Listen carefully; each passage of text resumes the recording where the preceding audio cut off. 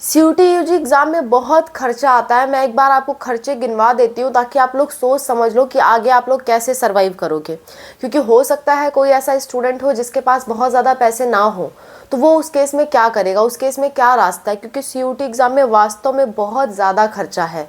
मैं आपको बताती हूँ कैसे। सीयूटी यूजी आप जानते हो फॉर्म फीस ही बहुत हाई थी। 3 सब्जेक्ट के लिए आप मिनिमम मान के चलो 1000 रुपये फ़ीस लोगों ने पे की है। ठीक है, मिनिमम 1000 रुपये फ़ीस तो मिनिमम क्राइटेरिया वालों लोगों ने पे की है। सो 1000 रुपये तो आपके यहीं लग गए, 1000-1200 आपके यहीं लग गए। इसके बावजूद 3 ही सब्जेक्ट लोगों ने नहीं फिल किया होगा, 4-5 सब्जेक्ट फिल किया होगा, तो 400 एक्स्ट्रा लग गए आपके।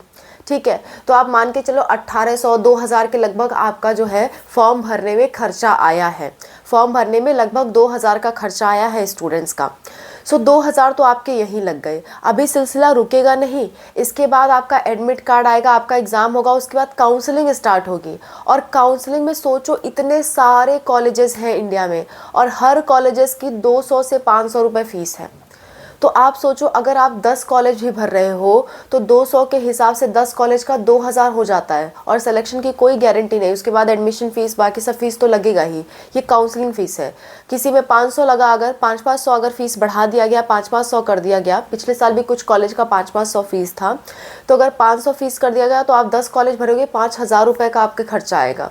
सो इस तरह की सीयूटी में बहुत खर्चा, और केवल 10 कॉलेज भरने से आपका काम नहीं चलेगा, बहुत सारे कॉलेजेस भरने होते हैं ताकि आपका सिलेक्शन का चांसेस बढ़ जाए। तो आपको काफ़ी दिक्कतों का सामना फेस करना पड़ सकता है अगर आपके पास फाइनेंशियल प्रॉब्लम है, लेकिन इसका एक सॉल्यूशन भी है। सॉल्यूशन भी मैं आपको बता देती हूँ। देखो, जब भी आप एग्ज़ाम दे करके आओ तो एग्ज़ाम देते वक्त ध्यान रखना कि आपने कितने क्वेश्चन किए हैं, आपको कितने मार्क्स तक आ सकता है। एक अंदाज़ तो स्टूडेंट को लग जाता है कि मुझे इतना तक आ सकता है, हो सकता है। तुक्केबाजी ना करो, क्योंकि तुक्केबाजी में फिर अंदाज़ नहीं लग पाता, और वैसे भी नेगेटिव मार्किंग है। लेकिन आप जब बिना तुक्का का नॉर्मल करके आओगे तो आपको एक अंदाज़ रहेगा कि यार मेरे मतलब 100 में से कम 50 नंबर तो आ ही जाएंगे। मतलब ऐसा एक अंदाज़ रहता है स्टूडेंट को, अगर वो पेपर सही से सॉल्व कर रहा है तो उसको एक अंदाज़ मिल जाता है कि मेरे लगभग इतने नंबर आ जाएंगे, 10 नंबर ऊपर या 10 नंबर नीचे। ठीक है, लगभग का अंदाज़ लग जाता है। फिर आपको ये देखना होगा कि कौन सी यूनिवर्सिटी की किस कोर्स के लिए कितनी कट ऑफ जाती है। खासकर अगर आप DU BHU ये सब टारगेट कर रहे हो बड़े बड़े कॉलेज, तो आप एक बार देखो कि इनकी कट ऑफ आखिर कितनी जाती है।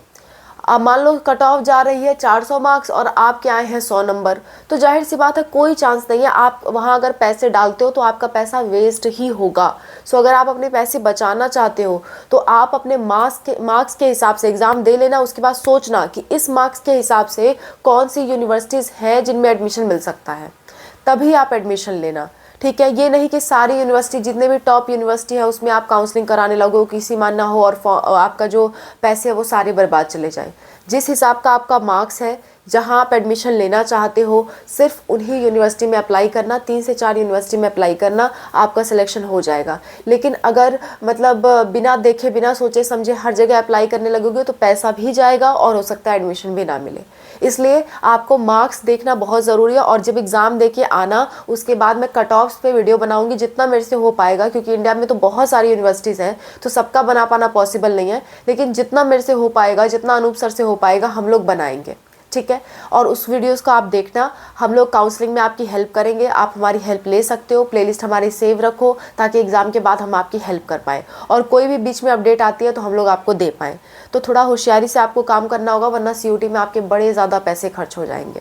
ठीक है, so that's all about the video. इसी मामले में मुझे सतर्क करना था। और फॉर्म की कल लास्ट डेट है, फॉर्म भी आप लोग फिल कर लीजिए अगर फिल करना है तो, अगर नहीं करना है तो आपकी मर्ज़ी, मेरा बताना काम था। So that's all about the video. Thank you so much for watching. Bye. Take care.